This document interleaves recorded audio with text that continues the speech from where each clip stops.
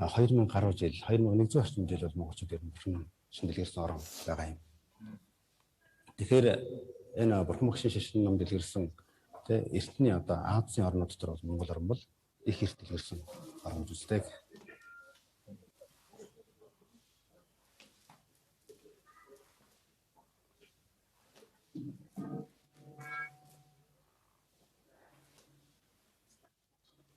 За Монголд бол бурхан шашин бол 3-тай маш сайхан дэлгэрсэн гэж үздэг тийм яриаг өгчдөг. Тийм. Тэгэхээр ер нь бол бурхан бид бол эртний хүннүү, сямби, нэрэн ус гэдэг Монголын одоо дээд өвг одоо дээдсүүд бол ер нь бол энтикээс шууд бурхан шашин 6-ыг бол дэлгэрүүлсэн одоо дэлгэрүүлсэн тийм. Тэгэхээр ер нь бурхан шашны дэлгэрсэн түүхийг Монгол оронд хараад байхад бол эртний одоо энтикээс дундаа зэн нутгаар дамжиж ялангуяа тэр Ли орон гэж нэрлэгдсэн оронд бурхан шашин бол асар хөгжсөн гол одоо цөм газар байсан. Энэ Ли орон гэдэг бол Монголын одоо эртний одоогийн бол хотгийн нутаг.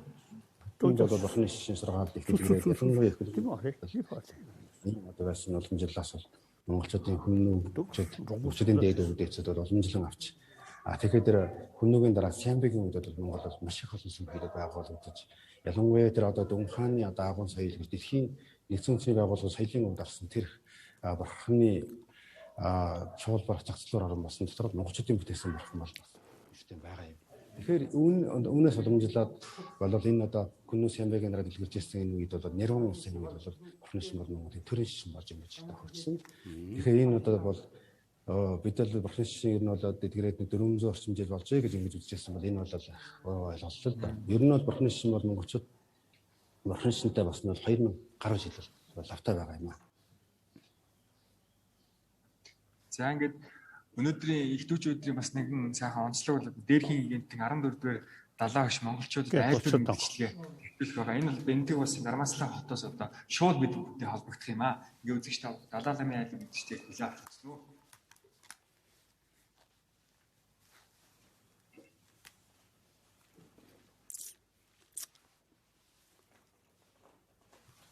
Та гараа.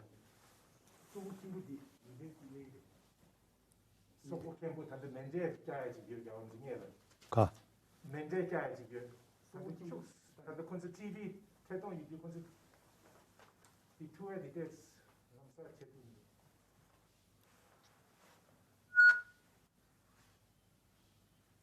Kozu kaçan ya.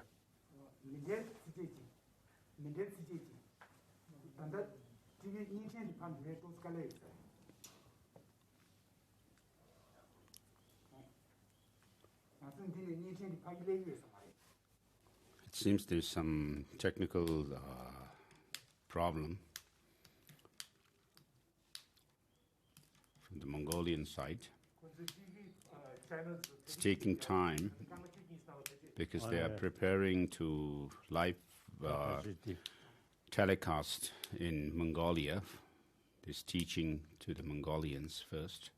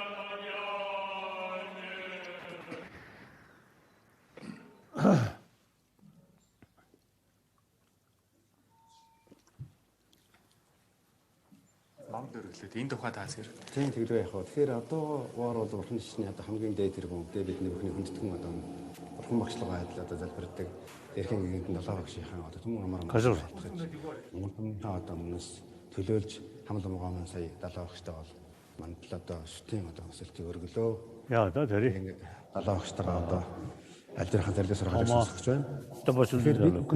So, with my deep respect to the Buddha Shakyamuni, our teacher, I am going to do a short teaching for the Mongolian Dharma brothers and sisters. So, as we all know, Tibet and Mongolia have a unique connection. And the Mongolian Dharma friends, spiritual friends, most of them are followers of the Master Tsongkhapa's tradition, Master Tsongkhapa. So I wish to tell you that, as the Buddha has said, you are your own master.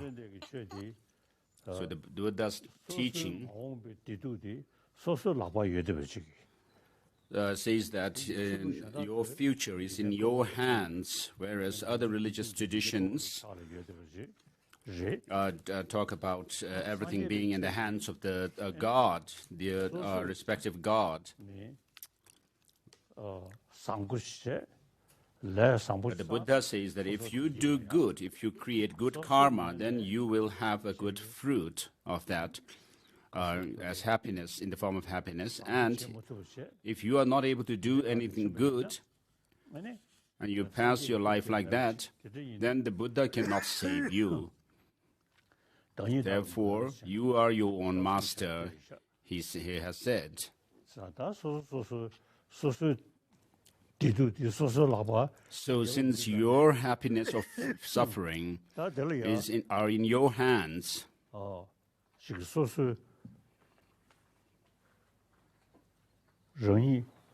therefore you yourself, since you don't want suffering and you want happiness, which is natural to everyone, down to the smallest insects and ants,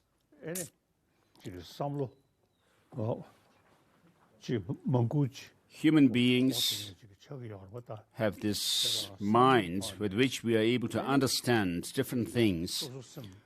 And therefore, we should know that our joy and happiness or suffering and misery comes from your own mind, your way of thinking. But if you are unable to tame your mind, you have an unruly mind, then you suffer, and you also create suffering for others, and you also harm others. And therefore,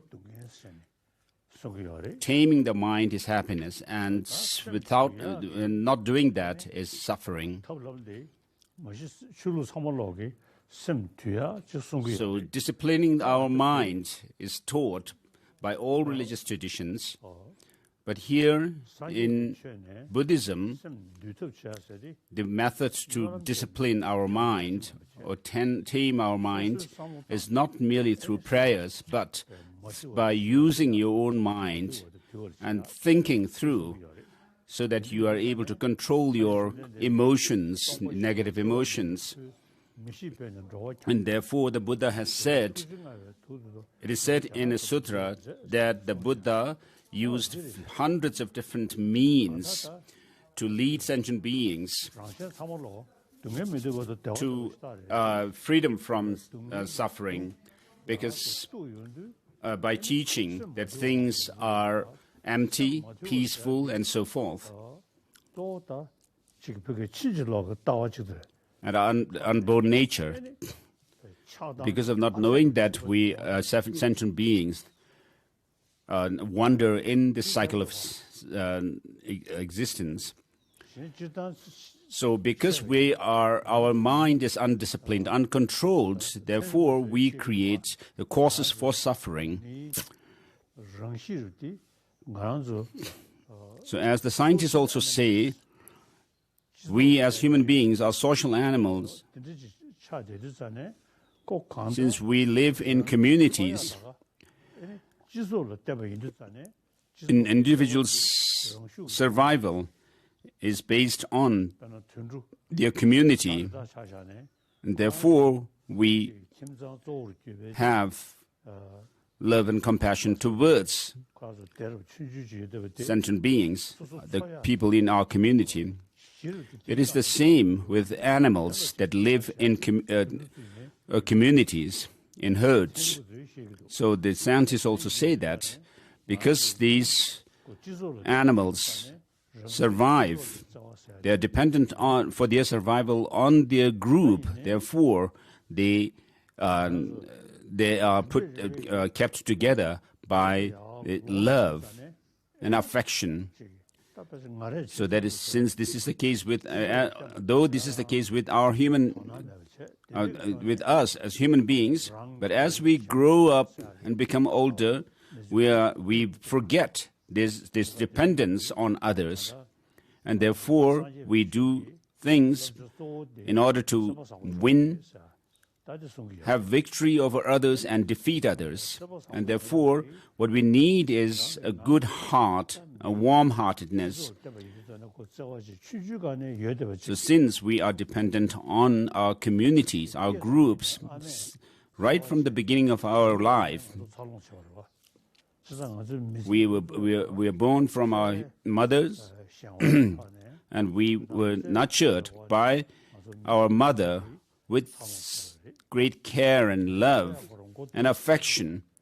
So we started our life in this way. But as we grow up and become older,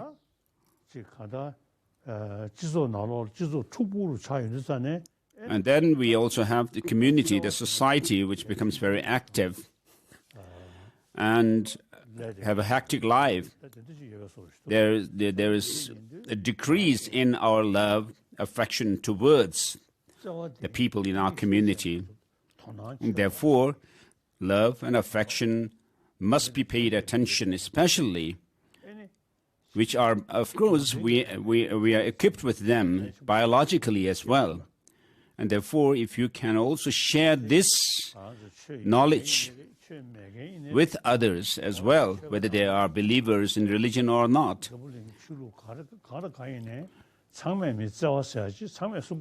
And amongst the religious believers also, all religions teach, of course, that of love and affection. So for Buddhists, the obstacle to developing love and compassion is this self-cherishing attitude, which in turn is based on a self or a basis for our things on which we depend for our joy and happiness, as if they exist from their own side objectively. And we also consider as if our near and dear ones and the so-called enemies or adversaries existing from their own side. And that somehow becomes stronger and stronger in us.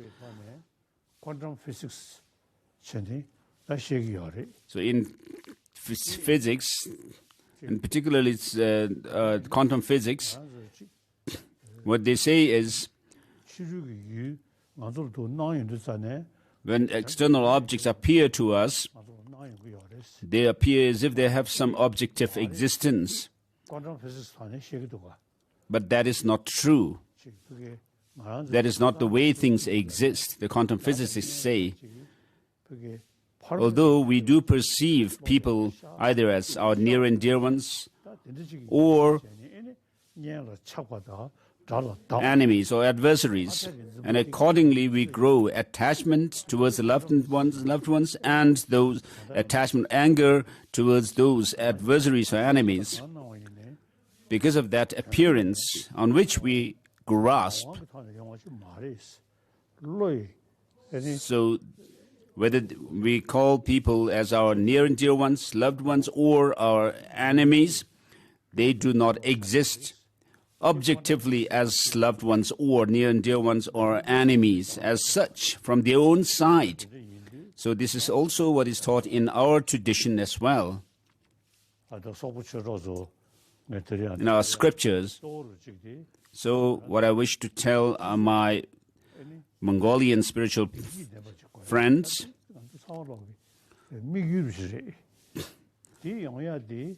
is that we want to create happiness and joy for ourselves and our communities. For that, if you are able to develop a peaceful mind, it'll happen. So whether you Mongolians are, whether you are believers or not, of course, most of you are Buddhists and particularly followers of the Gelug tradition. So as I said before, you are followers of Je Rinpoche Tsongkhapa. So Je Rinpoche was an Amdo from Amdo. So he himself has said that during this degenerate time, he made his life meaningful by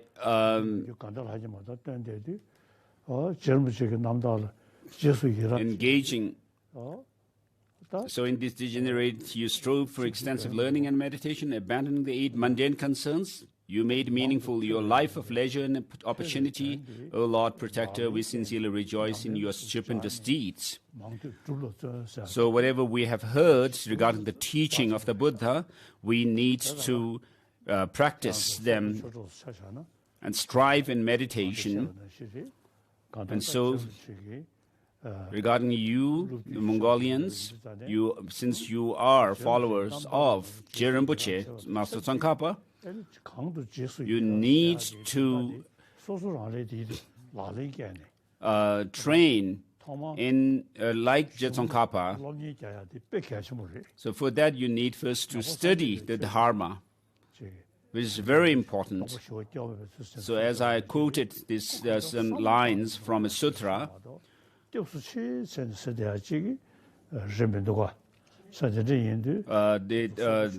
Buddha led sentient beings by teaching that things are empty, peaceful, unborn. Because of not knowing it, the sentient beings wonder. And so, as Je Rinpoche himself has, as the prayer for the flourishing of Master Tsongkhapa's teaching says, so we should engage in the study of the teaching. So when I was in Mongolia, I did advise you that you should not only do prayers and rituals, but you should actually study the Dharma. So the chief monastery of Mongolia, Gadin Tekchingling.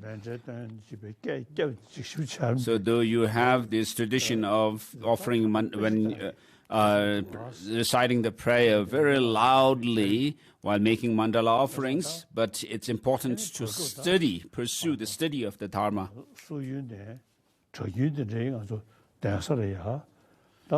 So we have lots of monks from Mongolia in our monastic institutions here in exile. So in Mongolia also, it is very important for you to in the monasteries to have the study of the Indian classic texts. So when the monks from the monastic institutions that are in India, our monastic institutions,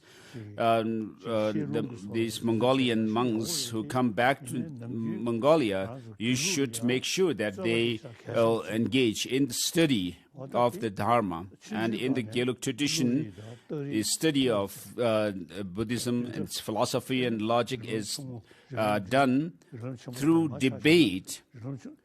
So since our childhood, in our tradition in Tibet, when we study, I mean, from our child, beginning with our study of the collected topics, then the study of mind and awareness, and then also the study of logic. And these are very helpful to keep your mind alert. So, for example, we saw the Khyentse Lama. He has a big head, but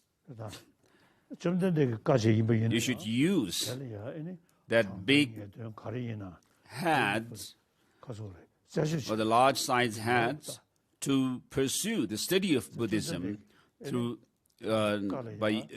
debate and logic, be able to differentiate between the provisional or interpretable and the definitive meanings of the teaching of the Buddha,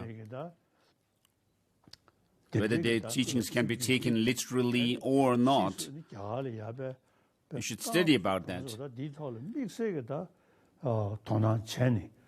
So we in exile have emphasized this tradition, which comes from the Nalanda tradition, whereas in the Pali tradition, there was no such emphasis on study of logic. But in the Nalanda tradition, the study of logic is greatly emphasized, and therefore in Tibet, beginning with Chaba Chögyal Sengye, who started this debate in Tibet, where we use formal syllogisms as well as reductio ad absurdum, or consequential logic, which was started by Chaba Chögyal Sengye in Tibet. So in the past, there used to be many Mongolian scholars in our monastic institutions back in Tibet, especially in the three monastic seats of learning, Sera, Gaden, and Drepung.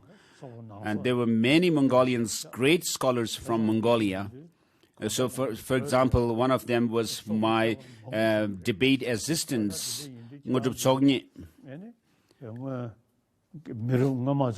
So just as the past generation of Mongolians studied the philosophy, you should remember that they have left such a legacy.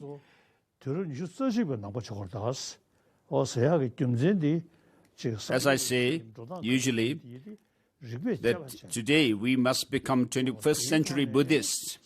So how to become such is through the study of logic, philosophy based on logic, and then having understood the teaching based on logic and reasoning, be able to integrate the teaching within yourself in meditation, and thereby become a 21st century Buddhist. Otherwise, you will be just have a blind faith without any reason to believe in the teaching, though the teaching itself is not a blind faith as such, but because of your lack of knowledge, because you follow the teaching only on the basis of faith, it would be a blind faith, following the teaching on blind faith. So the teaching of the Buddha itself is not a blind faith. So we established the ground, the path, and the result through logic and reasoning. But because you have not studied it and you have not understood, you don't understand the teaching, you don't know the teaching, and therefore, for example, people who just follow the Lamrim teaching, saying that, oh, whatever the Lama says is true, That's not true. That should not be the case. Even if your Lama teaches you something, there's always an opportunity for you you have the right to still scrutinize that teaching, because there could be some things that the Lama teaches which are not in accord with the teaching itself, on logic and so forth. And therefore, you Mongolians, so I wish to emphasize and advise you to pursue the study of Buddhism, Buddhist philosophy, and through logic and reason. So as soon as we Tibetans became exiles here in India,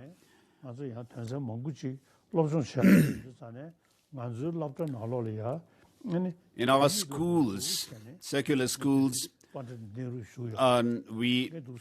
Pandit Nehru, we requested that our children need separate schools to teach our own language, our own tradition, culture, and so forth. And therefore, we have also appointed religious or spiritual teachers in these schools as well. Although some of these teachers may not be well qualified. And then later, I also appealed to the different schools, Tibetan schools here in India, to have as part of the curriculum to teach debate to the students. And then I have also suggested in the monastic institutions down in South India to teach debate to lay people, to lay students, whether male or female, to come to the monasteries and for a month or two or so and have lessons in debate. And Varanas, the Sarnath Tibetan Institute also, there also I have suggested to have the study of debate for the students there, lay students especially. And therefore, to Mongolians, you, my brothers and sisters in the Dharma, for you too, if you do understand the teaching of the Buddha based on logic and reasoning, it would be helpful. For example, regarding myself, I have had discussions with the scientists, the modern scientists. So, of course, usually most of the scientists don't pay attention to religion as such. But since we began our dialogues and discussions with modern scientists, they also started paying attention to our spiritual tradition. So today the scientists also say that depending on whether your mind, you have a peaceful mind or not, whether you have controlled your emotions or not, you will have happiness or suffering. And therefore, they find the Buddhist psychology to be important. This is something new, a new insight for them.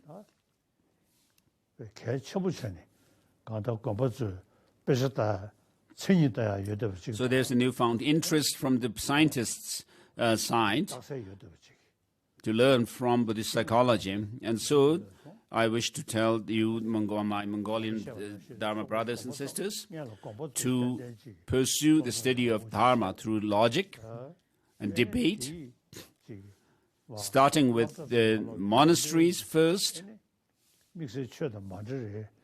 monasteries and nunneries, and then you can teach in the schools.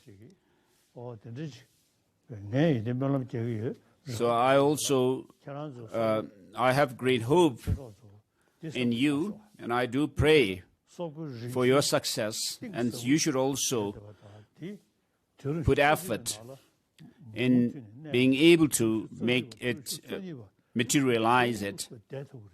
And so if you are able to do that, then the teaching of the Buddha will remain in the 21st century and the next centuries.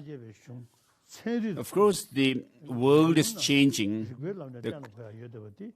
The climate conditions are changing.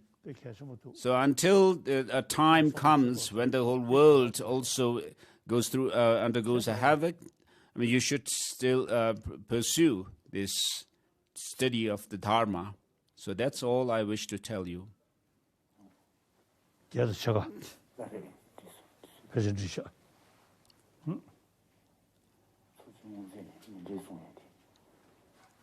So that's all for the Mongolians.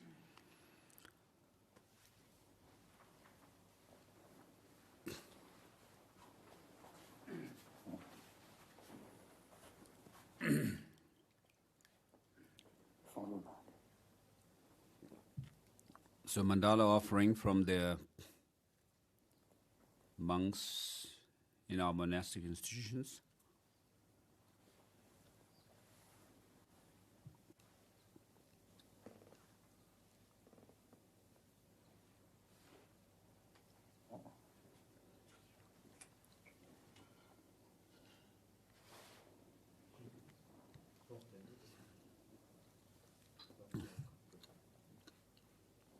다 가셔서.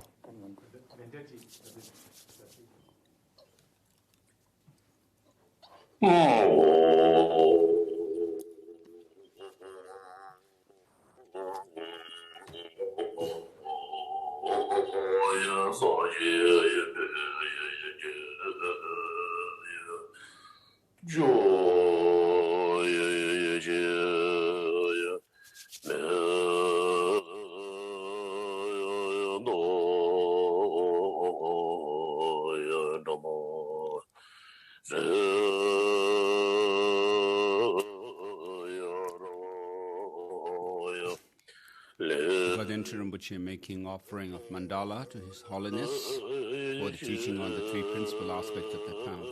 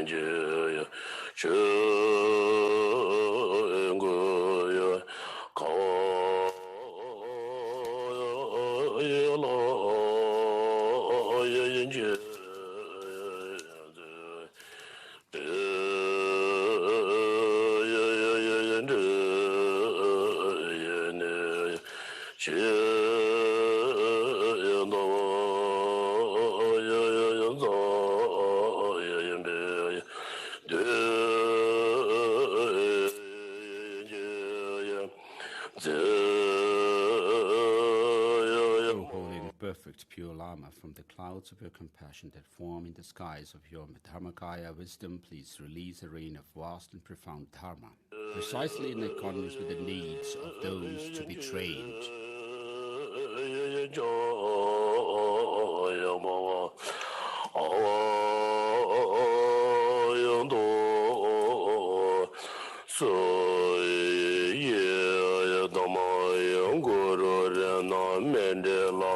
내야 도요네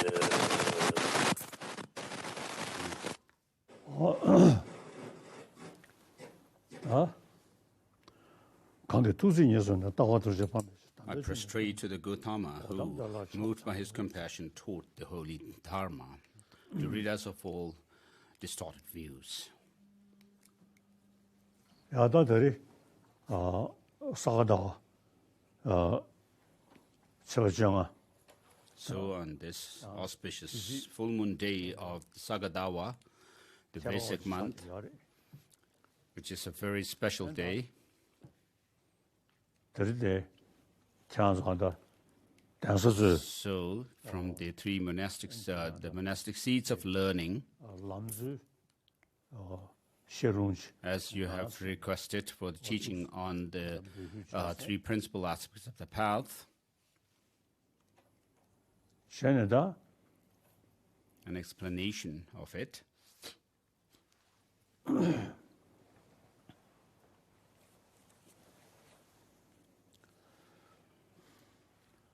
람지 조 남북 숨스네. So the three principal aspects of the path is the essence of the stages of the path to enlightenment. So the three principles refer to the renunciation, bodhicitta, and the correct view. Seventh verse, it says they are being swept away constantly by four powerful rivers. They are bound tightly with fetters of karma, most difficult to escape. And in the verse number down to the verse number 8, they are trapped inside the iron mesh of self-grasping. They are enveloped from everywhere by thick mist of ignorance. They take rebirth.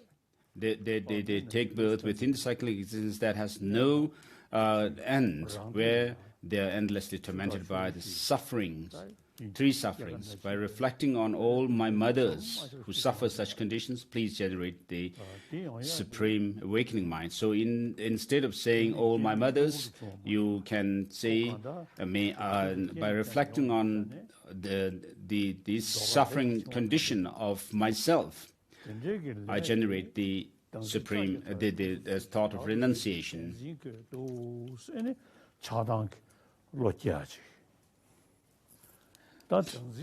So the four powerful rivers sweep, the sentient beings are swept away by them, and then they are tightly bound by the fetters of karma, most difficult to escape, which in turn happens because of this trap of the iron mesh of self-grasping.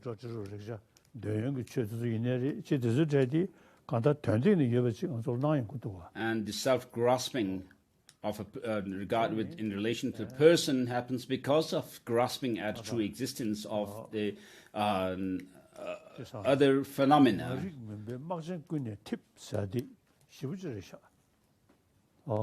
So we are enveloped or enshrouded within this thick mist, dense mist of ignorance, which is true, grasping at true existence. When this is very strong in us, whatever appears to us, like I said, with regard to quantum physics, what quantum physicists say, things appear as if they have some objective existence from their own side. And therefore, enshrouded by this thick mist of ignorance from everywhere, what we need to do now is, to counter this, is first to prove that things have no true existence. And so, for that reason, the Buddha first taught the teaching on the Four Noble Truths, and then the teaching on the perfection of wisdoms. And particularly in the Heart Sutra, there is mention of the fourfold emptiness. Form is empty, emptiness is form, and so forth. And so Master Nagarjuna was the one who explained this very thoroughly. As Rinpoche has said in his praise to the Buddha for teaching dependent origination,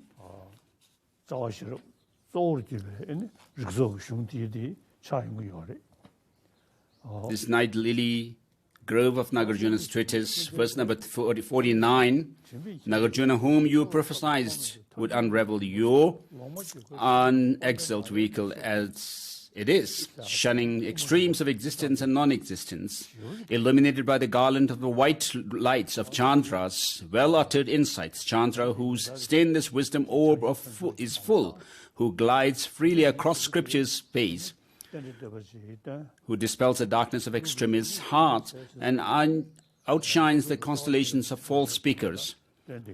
So I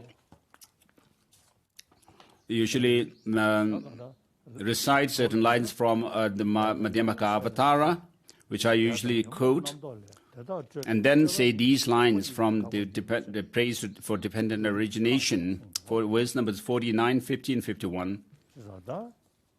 And Master Nagarjuna himself says that ending the karma and delusions, there is liberation. And karma and delusions arise from conceptual constructions, and which in turn arises because of the fabrication, which is ended by emptiness, wisdom of emptiness. So to counter this ignorance, grasping a true existence, as Master Chandrakirti in chapter 6 of Madhyamaka Avatara says, verse number 34, which says, if the intrinsic characteristics of things were to arise dependently, things would come to be destroyed by denying it. Emptiness would then be a cause for the destruction of things, but this is illogical, so no real entities exist. So, of course, there are other reasonings to prove that things are empty of any intrinsic existence, such as the diamond slaver reasoning and so forth.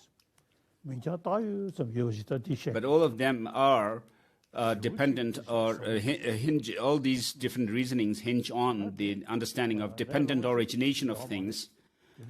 And therefore, that Madhyamaka Avatara, next in verse number 35 says, thus, when such phenomena are analyzed, nothing is found as their nature apart from suchness. So the conventional truth of the everyday world should not be subjected to thorough analysis. So what this shows is that things are dependently designated.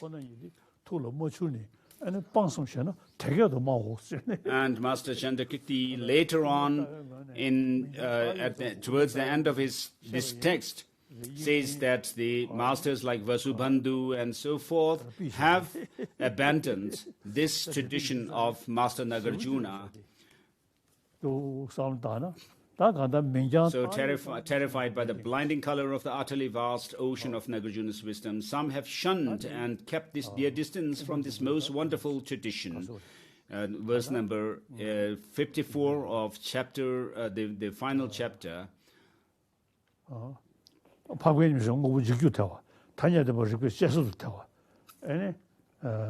which is the qualities of the 10 grounds of the resultant ground. 10 grounds and the resultant grounds. So verses 34, 35, 36, and 37 of the 6th chapter show that, as Rinpoche himself has made it very clear, that there are these 4 logical absurdities that you would have to face if you accept or assert that things have any intrinsic existence.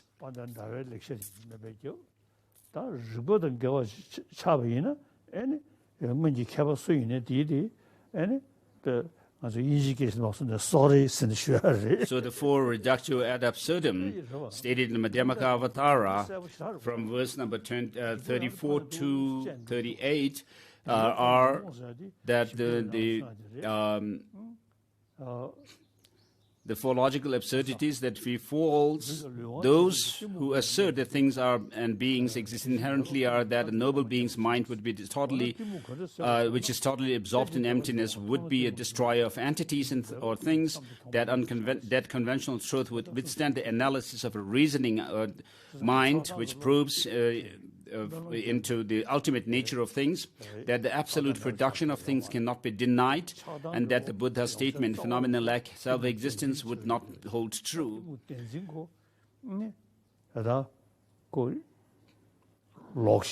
So this ignorance which holds on to or grasps at some true existence should be countered by understanding that things have no true existence, objective existence, but that they are merely designated. And so this will help to reduce the grasping at true existence. So for me, regarding myself, I have been taking interest in the Madhyamaka philosophy since my childhood, with the help of my debate assistant, Mungpoo Chognye. And even after coming to exile, I've been reflecting on this Madhyamaka philosophical understanding of how things are merely designated. And in the verse number, in chapter 6, towards the end, it says, so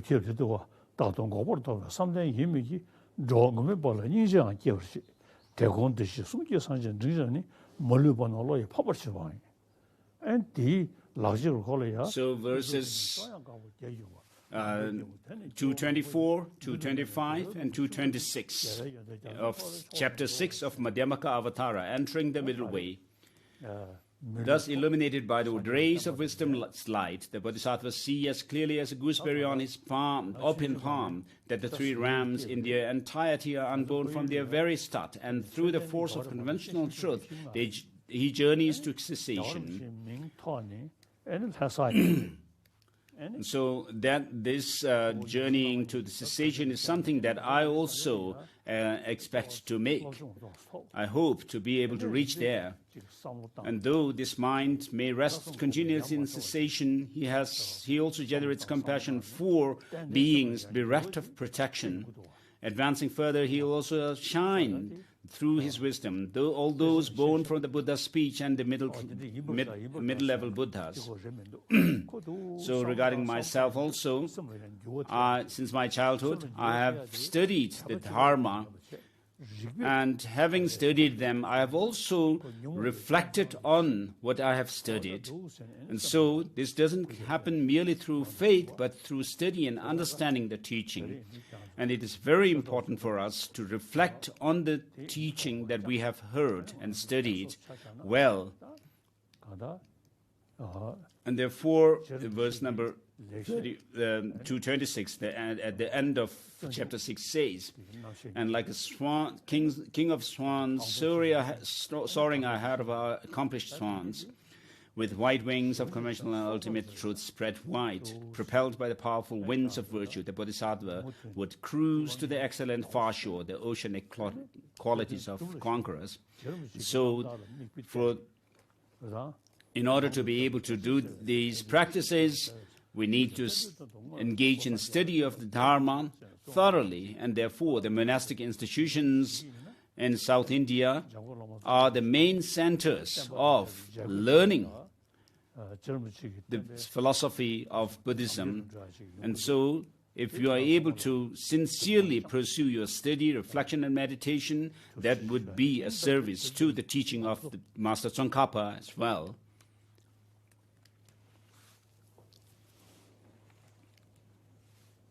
So with regards to the three principal aspects of the path,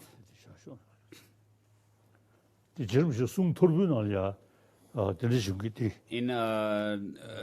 the various a collection of varieties of writings by Master Tsongkhapa, scattered writings. Saku Wompo Ngawan Thakpa went from central Tibet to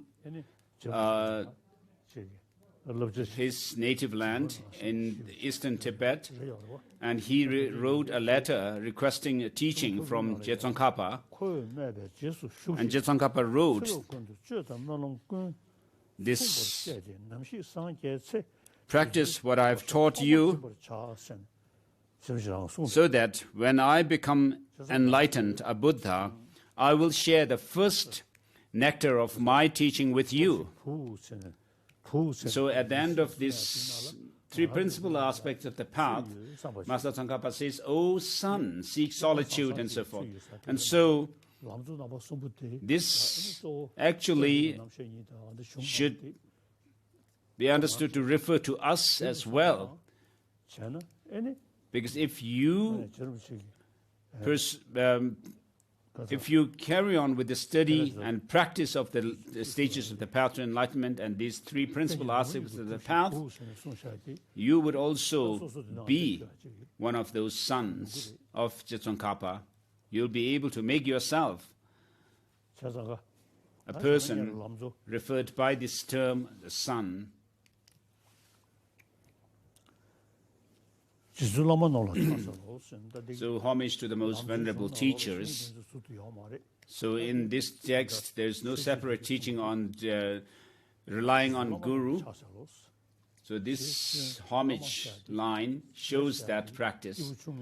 So Je here refers to the foremost master, so who teaches the paths shared with the beings of small scope, and Sun, the humble one or disciplined, shows the practice pertaining or shared with the beings of intermediate scope. And then Lama refers to the teaching pertaining to the great beings, beings of great scope. So these three words, so here this refers to those the teachings, not only for those who don't only think of themselves alone, their freedom alone, but thinking of the other sentient beings as vast as the expanse of space. And so these three words refer to or signify the three capacities, beings of three teachings pertaining to beings of three capacities. And then the first verse, I shall explain here to the best of my ability the essential points of all scriptures of the conqueror, the path acclaimed by all excellent bodhisattvas, the gateway for the fortunate ones aspiring for liberation. So I shall explain to the best of my ability is an expression of humility on the part of Master Tsongkhapa. He's saying that he will teach in a concise manner the teaching of the Buddha. And then the second verse. So the second verse shows the reason for developing the thought to be free from the determination to be free from samsara or renunciation. And the third verse shows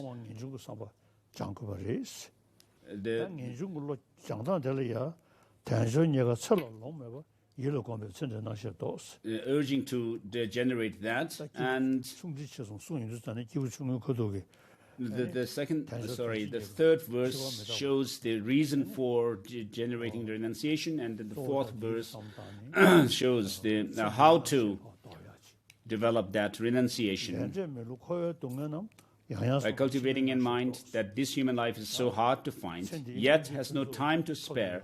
Preoccupations with this life will cease. By contemplating repeatedly the truth of karma and samsaric suffering, preoccupations with next life will come to cease. So since you have attained this kind of higher rebirth now, which comes through the practice of the 10 virtuous practices, or avoiding the 10 non-virtuous actions, and then on top of that you have the precepts of the novice monks and nuns, and then the fully ordained monks and nuns. So as you are habituated in this way, when not even an instant of admiration arises for the prosperities of cyclic existence, and when the thought aspiring for liberation arises day and night, at this point true renunciation has arisen. So mainly when you are able to understand the faults of our afflictive mental afflictions,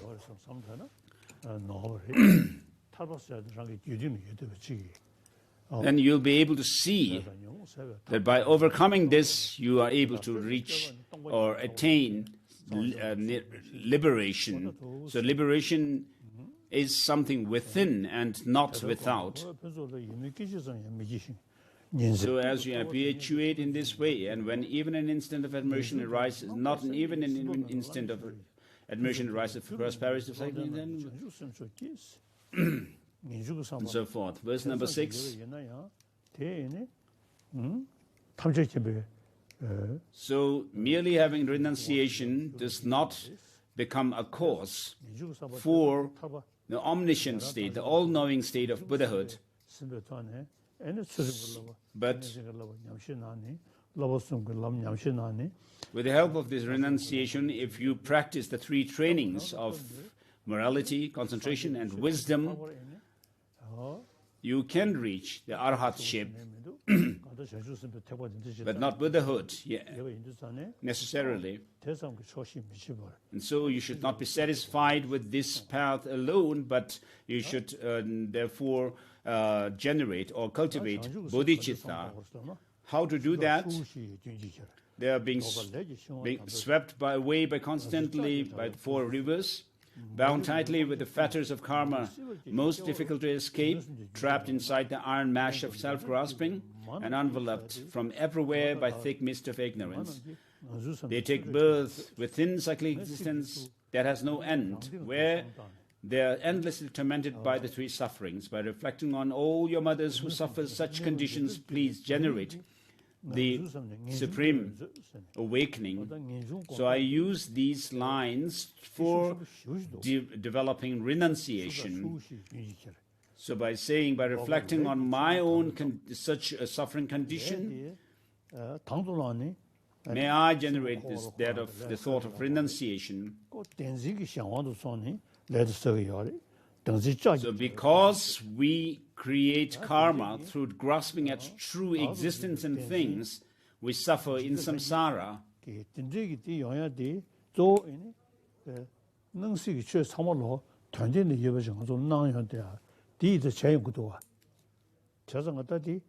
So whatever appears to us, all these phenomena also appear as if they have some true existence in and of themselves. Therefore, you feel that it is imperative that I must develop this wisdom, realizing the lack of true existence in things, to overcome this grasping at true existence, this mental affliction. Because if we remain tightly bound by this self-grasping and grasping at true existence of things, then we will remain in samsara, suffering endlessly. And therefore, by reflecting on my own condition of suffering nature like this, may I generate the supreme renunciation, or may I generate the thought definitely to be free from samsara, so for renunciation. So all sentient beings are same in not being wanting suffering but wanting happiness. But though they do not want suffering, they are tormented by suffering endlessly. And they are not able to even envision this total freedom from suffering, the lasting happiness. Therefore, if you are able to see that all this suffering and the other conditions that we are in are based on our grasping at true existence, therefore, you'll be able to see that by overcoming it, you'll be able to reach that of the nirvana or liberation. So by reflecting on all mother sentient beings who suffer such conditions, please generate the supreme awakening. So this shows the methods to, or the means of developing bodhicitta, this spirit of altruistic spirit of enlightenment. Next comes that of the teaching on emptiness. If you do not have the wisdom realizing the ultimate nature, even if you gain familiarity with renunciation and awakening, you will not be able to cut the root of samsaric existence. So strive in the means of realizing dependent origination. So the Je Rinpoche here could have easily mentioned, so strive in the means of realizing emptiness or selflessness, but he doesn't use these words, but says dependent origination. Because understanding dependent origination can lead to this insight into realizing emptiness or selflessness by overcoming both the extremes of nihilism and eternalism. So when, with respect to all phenomena of samsara and nirvana, you see the cause and effects, that cause and effects never deceive their laws.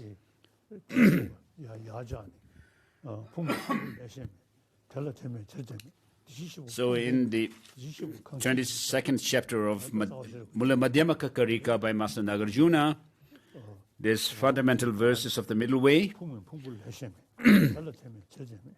The Tathagata is neither one nor distinct from the aggregates. The Tathagata is not,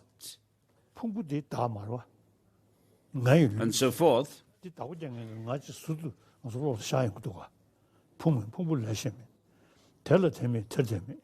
the Tathagata is not dependent on the aggregates, nor the aggregates on him. The Tathagata does not possess the aggregates. What else is Tathagata? So this verse can be used to refer to yourself as well, saying, I'm not one with the aggregates, nor distinct from the aggregates. I'm not within the aggregates, nor the aggregates within me. I don't possess the aggregates. Who am I, or what am I? So when you analyze in this way, you'll not be able to pinpoint anything as being me or I. So I use this verse from Mula Madhyamaka Karika in my daily meditation on emptiness, along with the lines from Master Nagarjuna's text and the Master Shantakirti's text. So, though you don't find yourself, when you probe into your identity, though you don't find yourself within your aggregates or separate from the aggregates, not as one with aggregates and so forth, but you still function. Though you will not be able to find yourself within the body, the parts of the body, fingers or hands, and so forth, if you dissect yourself, your body, into its different components, you'll not find anything as yourself, nor within your mind.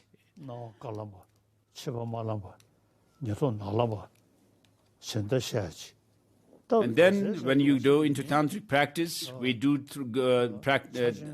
reflect on the three visions of whitish appearance and so forth. And finally, you come down to that of the clear light mind. But nothing whatever of these factors can be found to be yourself. So in Dzogchen, the subjective and the object, clear light, teachings on these two are somehow brought together. I've received the three teachings on the seven treasuries of Longchen Rabjampa, Master Longchen Rabjampa from Tushig Rinpoche.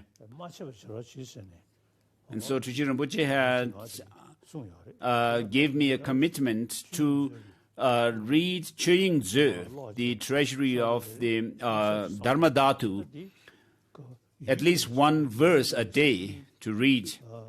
So I do that. So in these teachings, both emptiness, nature of the thing, and also the clear light nature of mind are taught together. So I do reflect on them daily. So,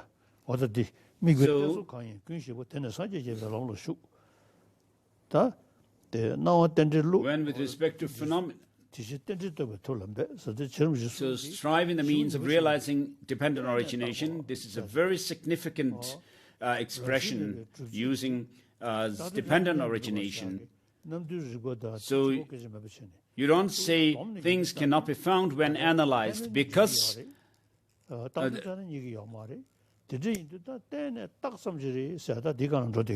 things are empty because they cannot be found when analyzed for their identity. But the reason, the final reason that you give is because they are dependently originated. And therefore, Master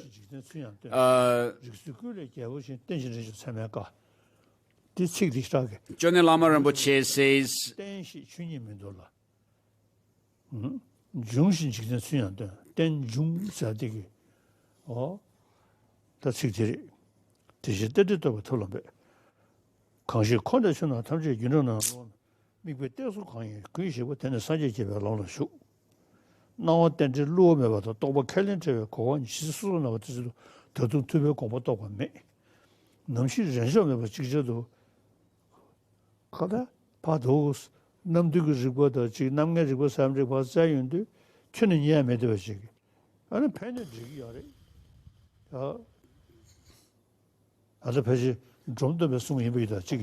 so the next verse says, when with respect to all phenomena of samsara, nirvana, and so forth. So in relation to this, Dromtempa has said that though the fire, both the fire and your hand, do not have any intrinsic existence, yet if you put your hand in the fire, it will burn. So it shows the function that the fire functions to burn your hand, and therefore it shows that it's not non-existent. And therefore, they exist through dependence.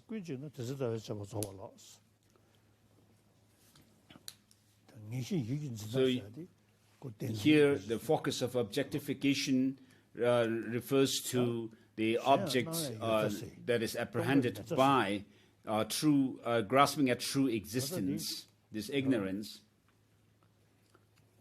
And then as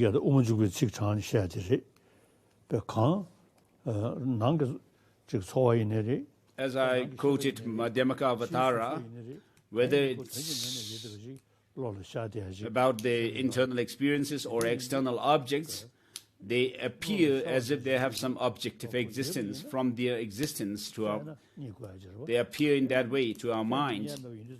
But if they do have such an existence, they should be found when analyzed and searched for their identity.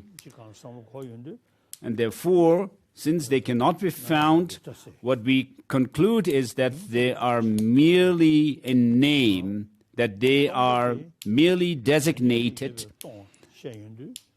Emptiness refers to being empty from their own side, objectively.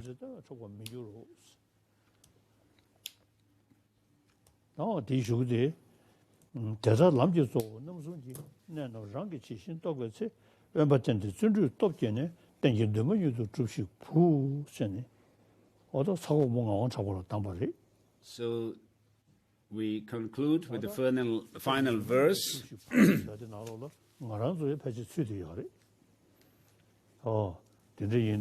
So here the term, O son, seek solitude and strengthen your power of perseverance, swiftly accomplish your ultimate aspiration. So, O son, can include ourselves as well. And regarding myself, particularly, I am from the same native land as Tsongkhapa. I also was born nearby Kumbum. Jerambuche was from Kumbum. So I feel that not only am I a follower of the Master Tsongkhapa, but I'm also from the same hometown. So this advice was given by the monk Losang Drakpa Pel to Ngawang Drakpa, a leading person of Soko.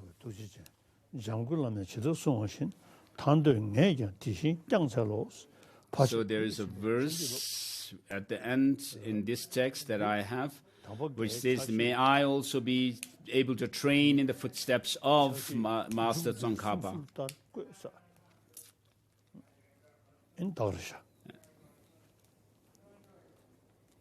So as there is a tradition, I write this, whoever wrote that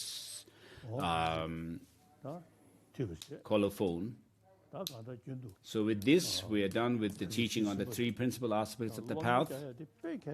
So as I had already said, it is very important for us to pursue the study of the teaching of Buddha. So since Master Shantarakshita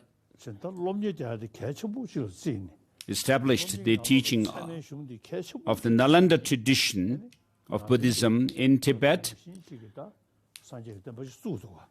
so he established a tradition that was followed in Nalanda. So before that, Tibetans already had connection with the Buddhist, the Chinese Buddhists, and many Chinese practitioners also had come to Tibet since the 7th century, during Songtsen Gampo's time. But in China and other Buddhist countries, there is not much tradition of doing study of the teaching. And so, thanks to Master Shantarakshita, that we have this tradition of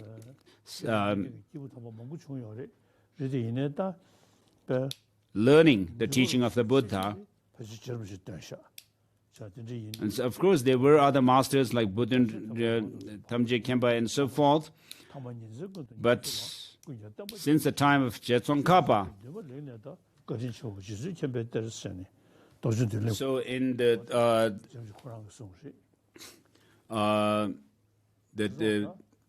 Destiny Fulfilled, Master Tsongkhapa says that he pursued extensive studies in the beginning, and in the middle the teachings dawned as personal practical instructions, spiritual instructions, and then finally he practiced day in and day out, and then he dedicated all the virtues for the spread of the Dharma.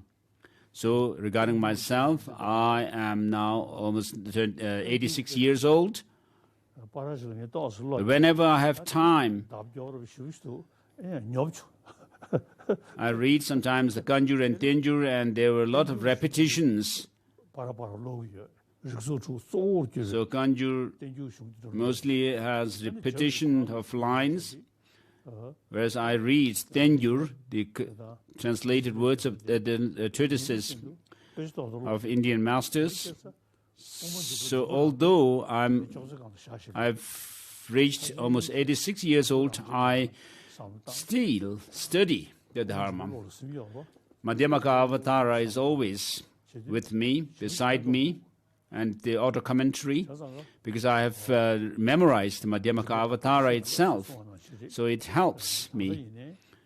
So as Sakya Pandita has said, even if you were to die tomorrow, you should still educate yourself, learn something.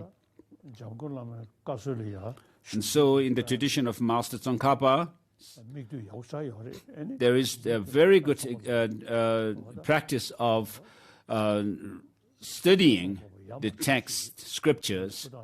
So all of you, I wish to request you or appeal to you to do your best to study the Dharma.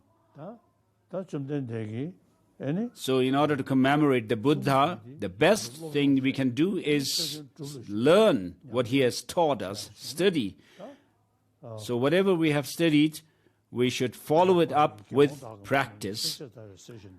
As the Buddha himself said, examine my teaching just as a gold is tested by the goldsmith, by rubbing, cutting, and burning, rubbing, and cutting. Monks and nuns, monks and scholars should study and accept the teaching, not because of your faith or devotion.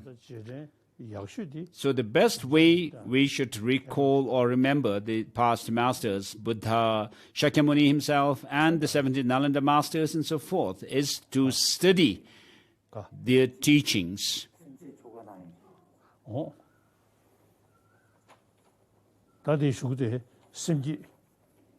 So next we have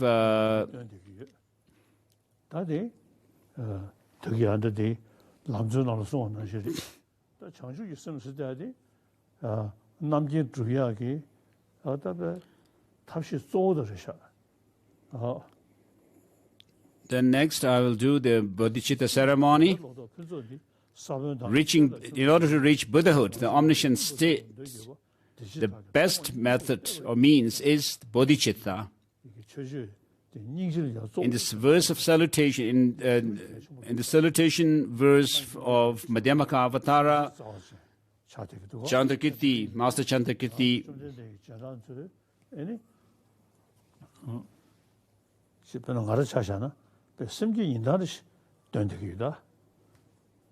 pays homage to great compassion. As compassion alone is accepted to be the seed of the perfect harvest of Buddhahood, and so forth. Verse number 2, chapter 1. So there's nothing greater than bodhicitta for accomplishing one's own desire and wishes, and also for accomplishing the aspirations of others as well. Whether it's short-term or long-term goals you have, there's nothing greater to fulfill it than bodhicitta. And bodhicitta helps in purifying our negativities and accumulating merit and wisdom. And so I do incorporate these teachings on bodhicitta and the teaching of on emptiness.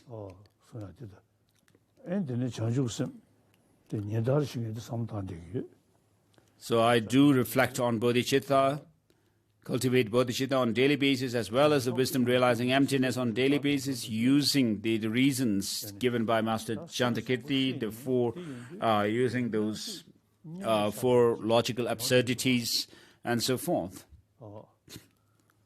And then at the end of the 3rd chapter of Bodhisattvacharya Avatara, it says, I've called upon the protectors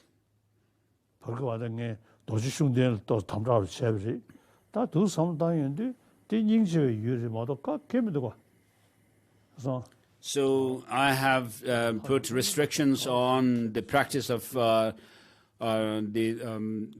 Doji Shugden. He's only an object of compassion. 아니 소고야 요리스. 아니 닝지 간다고 초심들이 초심 깊게 동네로 그도 정해디 So what obstructs us to practice compassion is anger. And to counter anger, we should practice patience. And therefore, those who provoke anger in us give us the opportunity to practice patience. So they become precious for us in our practice of the Dharma. Instead of becoming angry, you feel compassion for them.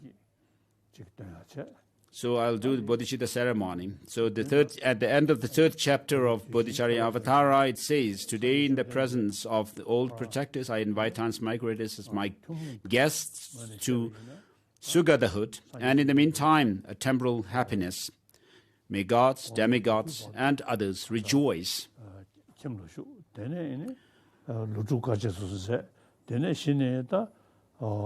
So the Buddha Shakyamuni himself was born in a royal family. Until 29 years of age, he lived in the palace, and then he left palace and became an ascetic, went through the 6-year practice of austerity, and then become enlightened. That is from the common parlance of the common ordinary being's perception. But from the greater vehicle tradition, from the perspective of greater vehicle tradition, he was already enlightened, and he had already attained the three Buddha bodies.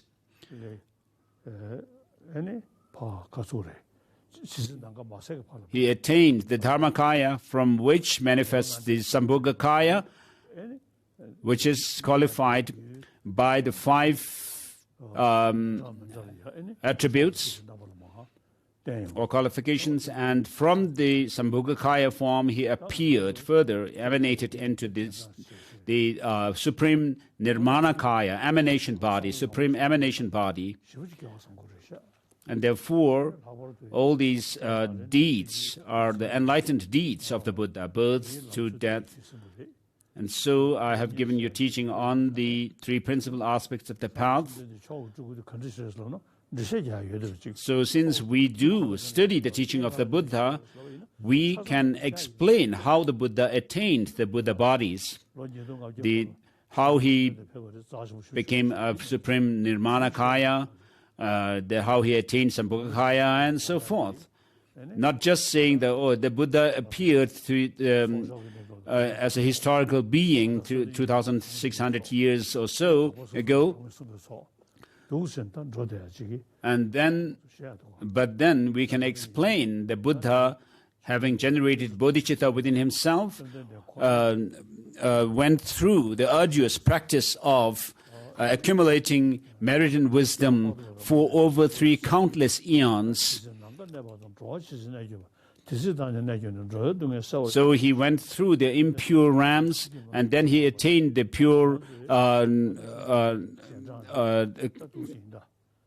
experiences of the bodhisattvas and so forth, until culminating into Buddhahood.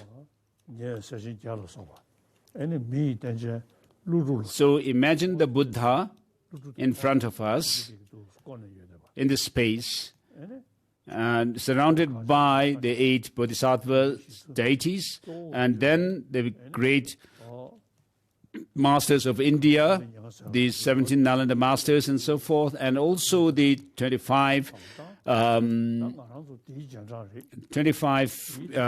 masters of Tibet, from the different traditions,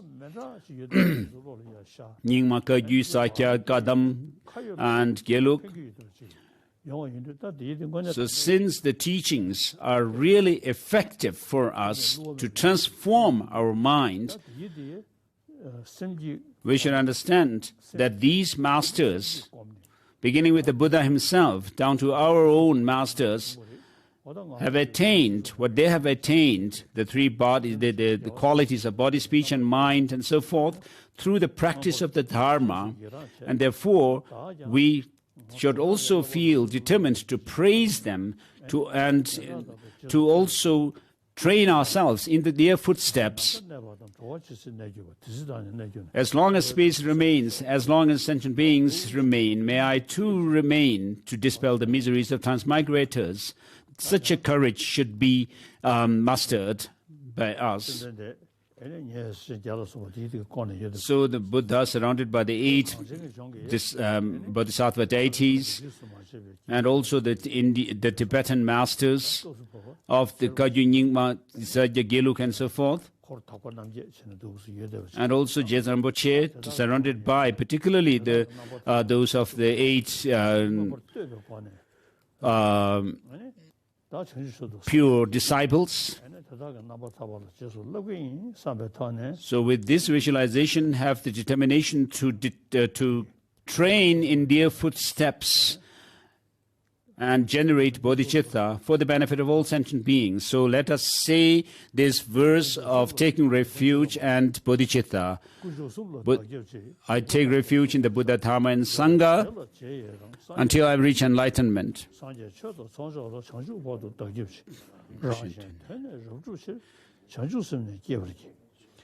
So I seek refuge in the 3 jewels. I confess each and every wrongdoing. I rejoice in the virtues of all beings. I take to heart the state of Buddhahood. I go for refuge until I am enlightened to the Buddha, Dharma, and the Supreme Assembly. In order to fulfill the aims of myself and others, I shall develop the spirit of enlightenment. Having developed the spirit of highest enlightenment, I shall invite all sentient beings as my guests, shall enact the delightful, supreme, enlightening practices. May I become a Buddha to benefit all sentient beings. Say this 3 times, please. I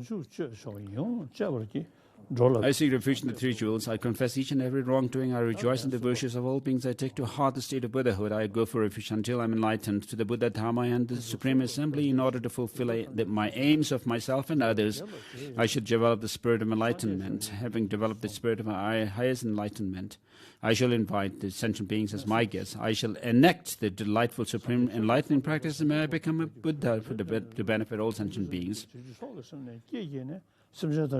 And that third, in order to fulfill the aims of myself and others, I should develop the spirit of enlightenment. Shows that of the aspiring bodhicitta. And having developed the spirit of highest enlightenment, I shall invite all sentient beings as my guests. I shall enact the delightful, supreme, enlightening practices. Shows that of the engaging bodhicitta. And so, in short, may I become a Buddha to benefit all sentient beings. So, it is popularly said that we can become enlightened in one lifetime within this one human, on the basis of this human body in this life.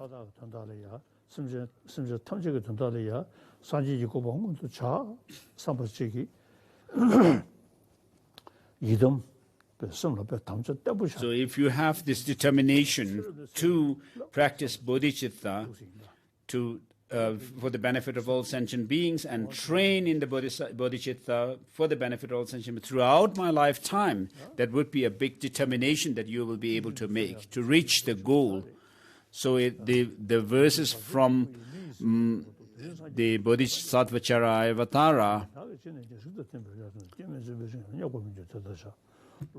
which says that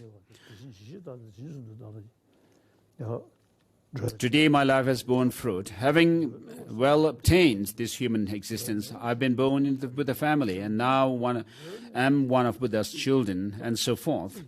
And then it says, just like a blind man discovering a jewel in a heap of trash, likewise, by some coincidence, I have found the enlightenment spirit.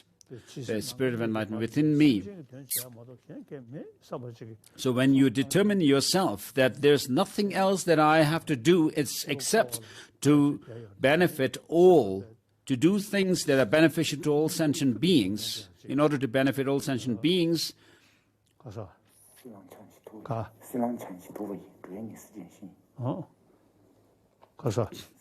So this the verse that His Holiness is referring to is, it is the evergreen that shelters all beings wandering tired on the roads of life or existence. It is the universal bridge that frees beings from wretched lives. It is the rising moon that dispels the torment of addictions or afflictions. It is the great sun that burns away the mighty ignorance of the world. It is the quintessential butter from the churning of the milk of Dharma for all guests traveling the path of life who wish to experience a true happiness. The Spirit will satisfy them with joy and exalt them in the highest bliss. Today, in the presence of all protectors, I invite transmigrators and my guests to Sugadahood, and in the meantime, a temporal happiness, gods, demigods, and others. Rejoice. And of course, you can also take Bodhisattva vows and think, reflect on the 18 root downfalls and this 46 secondary infractions of Bodhisattva vows.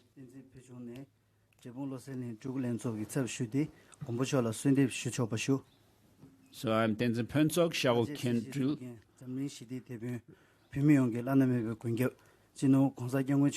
Your Holiness, with due respect, obeisance to you on this special occasion of the full moon day of Saka Dawa, I wish to request you, I wish to inform you that just as we have requested you,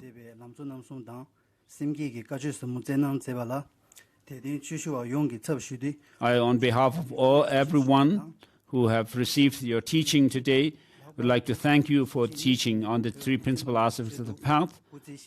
And I wish to make my prayer to you to live a very long life and also continue to give us teachings, and also please take care of us throughout our lifetimes, even in the future.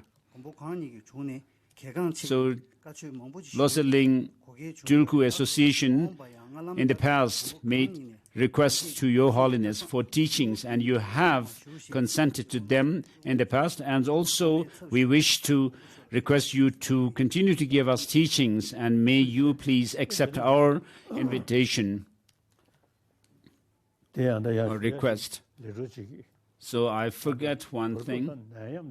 So because of the pandemic, which also has spread quite badly in India, but it seems that the situation is improving today. So from the Tawang areas and Ladakh and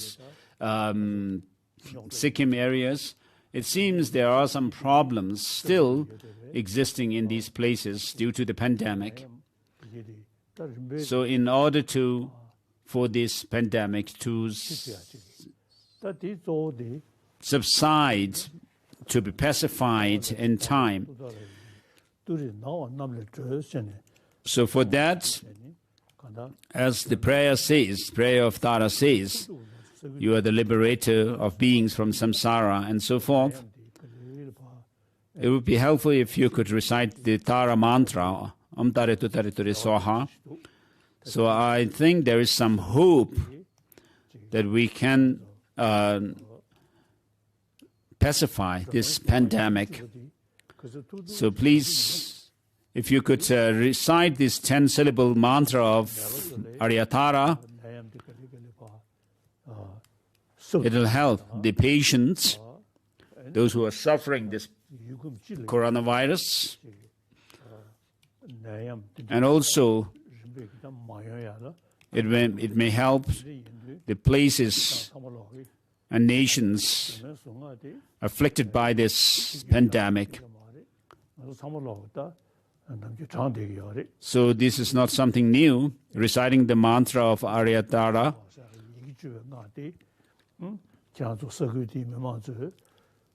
So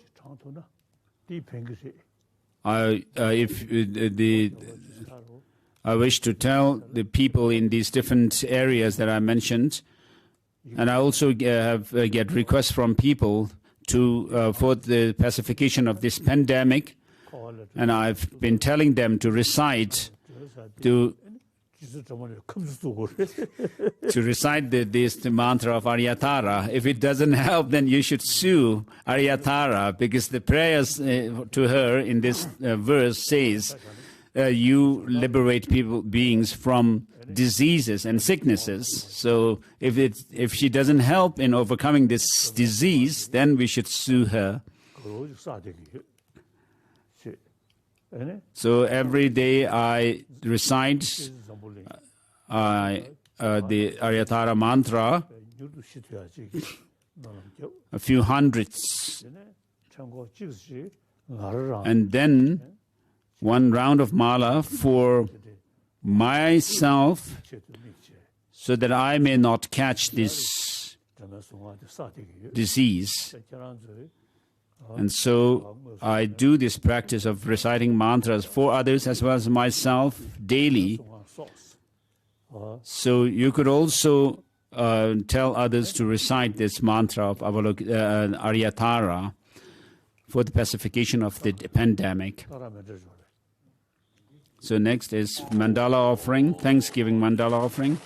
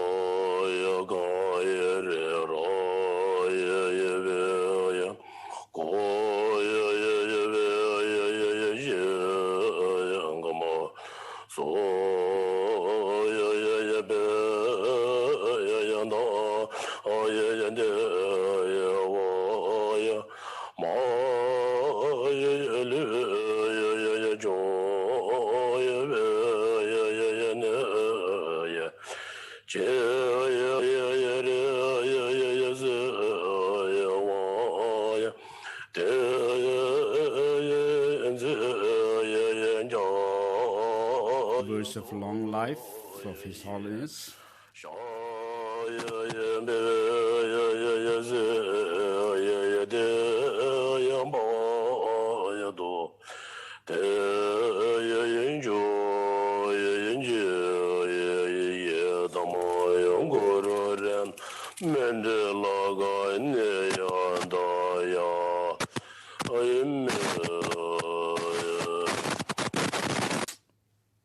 다 조성.